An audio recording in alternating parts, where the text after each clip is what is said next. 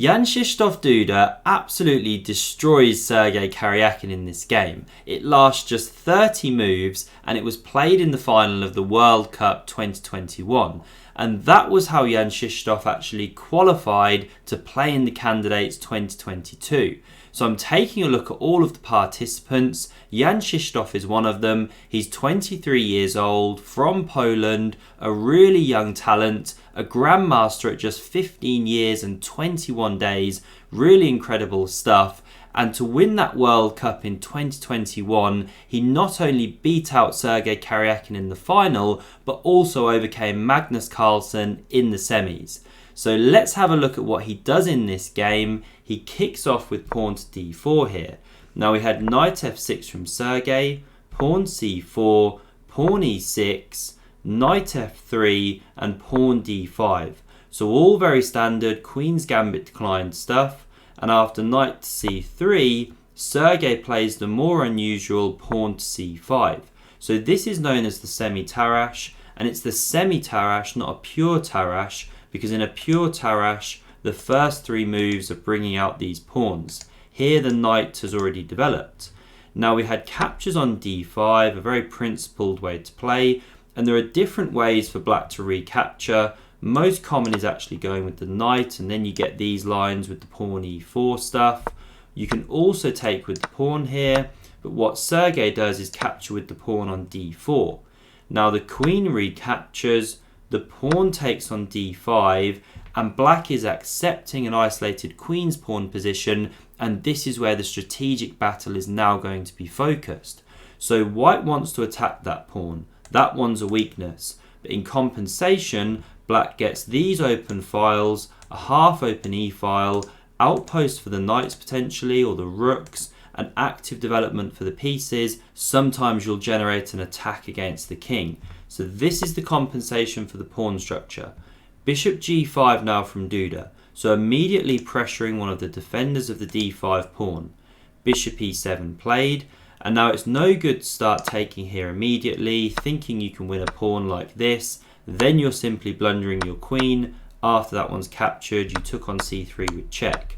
So we didn't have this captures on f6, pawn e3 played, now castles from black, and rook d1. This is the point of white's play, the strategic weakness of the d5 pawn. But knight c6 comes, it kicks that queen, it slides over to a4, very logical, keeping on the queen side, keeping on the side of the board where the weakness is. Bishop to e6, develops a piece, defends d5, and now bishop to b5. So prepares to castle the king, and also in some lines you will actually give up the bishop pair, give bishop for knight. Yes, you would repair the black pawn structure, but in compensation you'd gain some jumps for the knight, sometimes coming to e5 and then c6. It all depends on how black plays, of course. And now here I think Sergey goes wrong. So best here would seem to be pawn to h6, because if white captures, it brings this bishop into the game. Yes, you could capture on c6 and win a pawn, but then the rook comes to the c-file. After the queen moves, you can go back to b8, you're pressuring b2. The whole point of this opening for black is you get lots of activity. You've got the bishop pair in a position like this, so you get tons of compensation for the pawn. You should be able to equalize. And if instead of taking on f6 as white, you actually dropped that bishop back to h4 after pawn h6, well then you can carry on with this rook to c8 move, once again activating the pieces, accepting a pawn loss if white wants it, such as taking here, then taking on a7. You're getting lots of activity, but the queen also holds this pawn for the moment. Now the reason I show these lines is because Sergey goes queen to b6, and this would seem to be the decisive mistake, because now white can very simply take on f6, the bishop recaptures, but now you take on d5. The queen has left the protection of that pawn just a little too soon. And what Sergey would have seen from afar is that after he takes that one, it was forking these two, so that was forced. Rook recaptures, bishop takes on b2. He's got the opposite coloured bishops here. The material is level, should be good chances to equalise, make a draw. He does have the black pieces. But after king to e2, castles was also good there, by the way. The bishop dropped back to f6, coming off the b file. That's an unprotected piece. It ducks back, protects itself. Then we have rook h to d1. And white just retains this nagging edge in the position. Doubled up on the b file. Slightly better minor pieces. More active queen. And so, for example, you can't go rook f to d8 here, or white can just actually go in for this mass liquidation by taking on c6 first. Now, whether you take with pawn or queen, it's leading to the same problems of a shattered pawn structure. So say you go with pawn, we could have this mass liquidation of rooks, and then knight d4, pressuring c6. Now, there are different ways for black to play, of course. You can even come queen b2, then queen c2, trade queens. It's still a very good endgame for white, because the king is marching in extremely fast. These are weak pawns, and black will struggle to hold such an endgame. So Karjakin recognised this. He didn't bring a rook to the d file. Instead, he played his rook to the c file here to protect this knight, not let the pawns get shattered. Now this bishop came to c4 though. It nudges back, looks in this dangerous direction of the king. So the queen came to b4, looking to exchange. But Duda drops into b3, a great move, trying to exchange queens on his terms.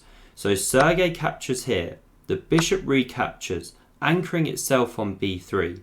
And now once again, if you challenge the d file, let's say like this, well now there's rook to d7. Uncomfortable questions being asked. Do you want to take, bring the other rook in, looking here? Do you want to leave that one there? If so, what kind of waiting move do you play? Really not easy for black now. This pawn is attacked. Lots of pressure. So instead of bringing that rook to the d file, knight b8 was played. Looks miserable, but covers the d7 square at least, covers that invasion. And now pawn to g4 from Duda. Excellent squeeze on the king side, getting the pawns going, attacking that bishop. So pawn h6 played, pawn h4.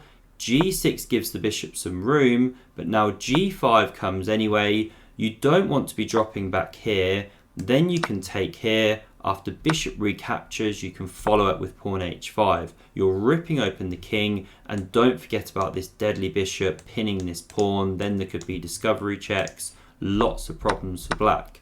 So Sergey correctly captures here. The pawn recaptures. And once again, he doesn't go bishop to g7. Again, an excellent decision, because then knight h4 comes. And there's massive problems against this g6 pawn. And if you go king h7 to cover that pawn, step away from the pins, then the problem is rook h1. You're coming onto this h file. Even more problems for black. So that's why there was no bishop g7. Bishop e7 was played. And the big difference is that now if you go knight h4, then the king can step to g7. And that's why Duda correctly didn't go knight to h4. He went rook e5, intensifying the pressure like that, attacking the bishop. But what move do you play after knight c6? It holds the bishop and attacks the rook here. And if you want to pause and look for it, please do so. And if you're enjoying this video, hit that like button and let me know, and do consider subscribing to the channel to never miss a future video. So the move here is rook to d7, finally invading to that 7th rank. Excellent calculation from Duda, because if this rook is captured, then the knight recaptures, and once again you've just got tons of problems on these light squares. Now the bishop is attacked. Let's say you took on g5 for example. Well, now there's different good moves. You could take here with the knight. You could take here with the rook. But knight takes is probably simplest, because you're now threatening to win this bishop. If it tries to save itself, then you're moving the knight away with lots of discovered checks, too many problems. So black would have to take this one. The rook can recapture. The king has to step from the diagonal. Then you pick up a pawn. White is a pawn ahead. Big initiative. Must be winning. So Karjakin didn't go in for this. He correctly understood that he shouldn't take this rook on e5 here. So instead he played bishop to d8, getting away from that double attack from the rooks. But of course this looks very miserable. And now rook b5 was played, attacking this pawn. b6 was probably best, but Karjakin went knight to a5. And this was actually a decisive blunder, but Duda missed it, so you could simply just take on d8 here.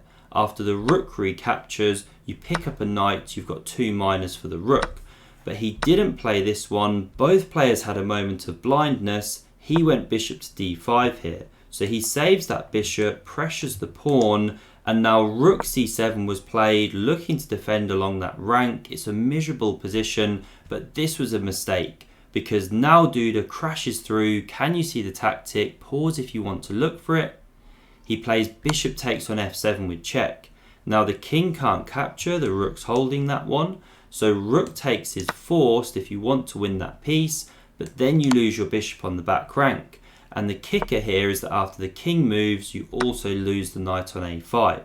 So we didn't have the bishop recaptured on f7. Instead, king g7 was played, but then simply the rook took on c7, the bishop recaptured, and bishop d5 was actually the final move of the game. Now there's no crushing blow here, it's just a miserable position for Sergey. He was fed up, had enough, a pawn down, he resigned. So watch out for the young and charismatic Jan-Krzysztof Duda. He could do great things in this candidates tournament.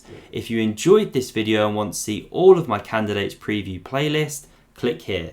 Thanks for watching, see you soon.